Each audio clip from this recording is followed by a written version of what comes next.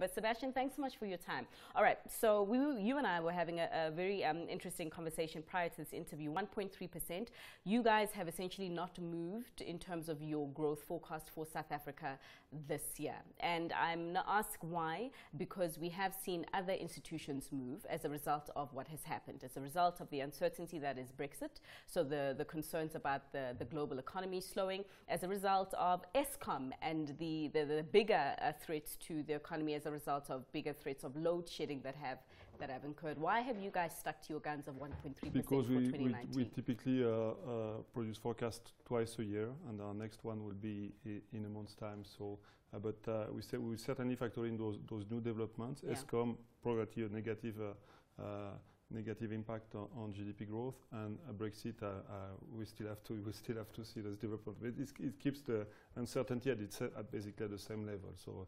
I cannot answer those questions. No, for sure. You say that your next report is coming in about a month's time, so that would presumably be after the South African elections. It's going to be. We're going to release a new report actually at the spring meetings of the IMF and the World Bank very soon, in a week or two. Yeah. I mean, South Africa has quite a number of problems, and I think we could spend the entire show actually going through all of them and exactly how to turn this economy around. But let's focus on the area that you think is quite important right now, in being education. What are we currently getting wrong with our education system, and what do you think needs to be done to get it right? So exactly the role of the World Bank is to try to monitor the macroeconomic developments, but try to identify with governments what are the solutions to improve those forecasts on a structural basis, and making the economy much more inclusive for the society.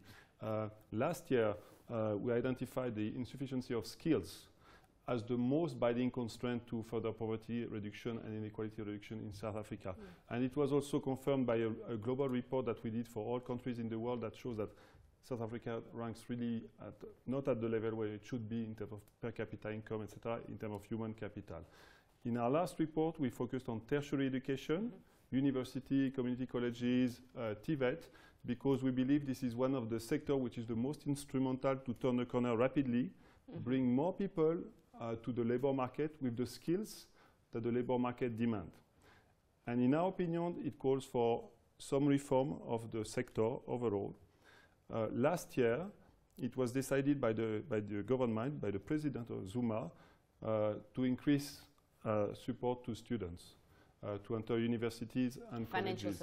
Financial support to increase demand for education, and to allow and to actually address some of the previous failures of the system that were preventing a lot of students, especially the poor and middle class, to pursue their academic careers because of the financial stress and the risks attached to going to university and TVET. It will cost, according to our calculation, an additional 1% of GDP when the full effect of the reform will be felt. So what's that in monetary terms? Are you able to say how much millions, or how much? It's about 50 billion rand per year additional. It's a lot of money.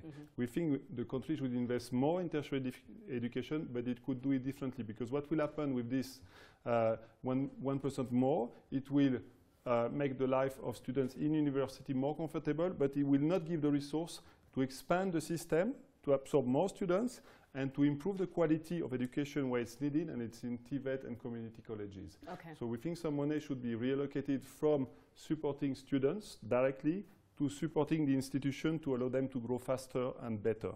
I mean, you're talking about a mismatch of skills there in the labor market from what students are, or the education system is producing.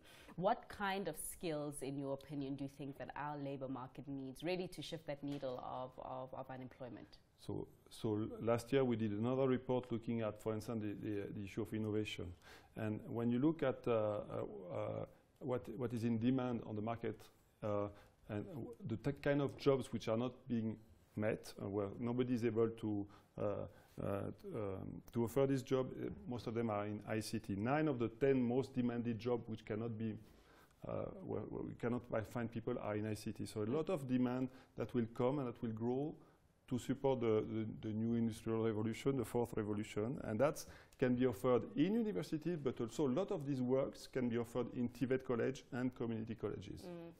I mean, a lot, at the recent State of the Nation address, I recall the President announcing the establishment of a fourth industrial revolution sort of commission, just to look exactly at what you're talking about, just to look at our education system and how it could better align for the requirement of skills of the future, mainly being in the digital space. What do you make of that?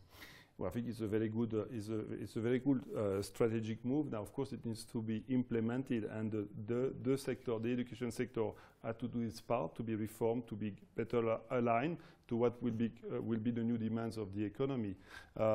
It means, for instance, for TVET that and community colleges, that much more money had to be put by the government into these sectors, which has seen a very strong decline in recent years in terms of amount which is being given per student or by the government. So it makes the quality going down. The image of technical education really needs to be improved as well, because now it is seen as a stigma, it is seen as colleges is seen as last resort education for the poor, but it should not be like this. And one thing we are recommending is, of course, to restore links with the private sector to make sure that the education is more relevant and of better quality, but also strengthening the bridges between technical education and academic education, so that the best students from the technical education can move up to university, so it gives them a better incentive to enter and that restore the image of this sector. Sure. I mean, as you say, that it will require a lot more than this 50 billion rand that you have estimated, or 1% of GDP. Because I mean, if we really sort of align ourselves properly to developing this education sector, it will require an overhaul of our curriculum, and it will also require a reskilling of teachers, because teachers themselves are not adept with this skill. So how much more? So, I mean, how much more depends on your objective and in terms of your absorptive capacity, and it's difficult for me to answer that question. But certainly, there's also space for the private sector to be more involved in tertiary education. We know and we understand that there are concerns that the quality of education could be compromised when the private sector comes into education with bad motivations. But we see also around the world that there are a lot of successes, and it all depends on the regulatory framework.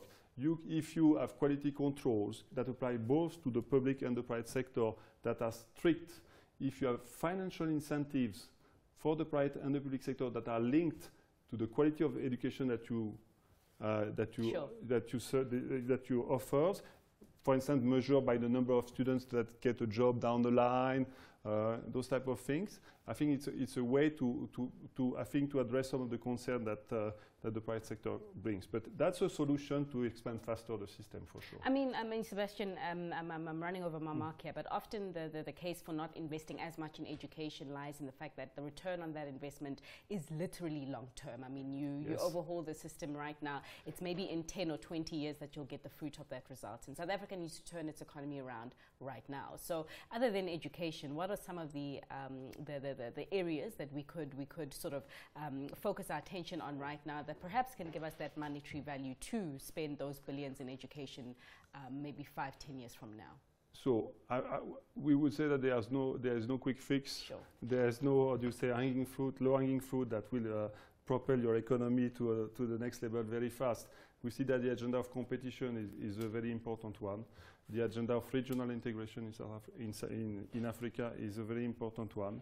The agenda of spatial integration is also a very important one, bringing people to jobs or bringing jobs to people. That means better services, better security in townships, but also densification of cities and better transportation systems. These are among the things that we see. In the very short run, one thing that could be done to alleviate the pressure on labor market and the huge skills premium that firms have to pay because of the lack of skills on the market is to facilitate the immigration of skilled workers. Oh, sure. So really a work on our visa laws. I mean, talking about regional integration, I do understand that this week Gambia became the 22nd country to ratify the African Continental Free Trade Area deal. So that deal now in full swing for implementation. So hopefully we'll be seeing a little bit more regional integration in the months or the weeks to come. But that is where we leave it with Sebastien Dessus, who is the program leader at the World Bank.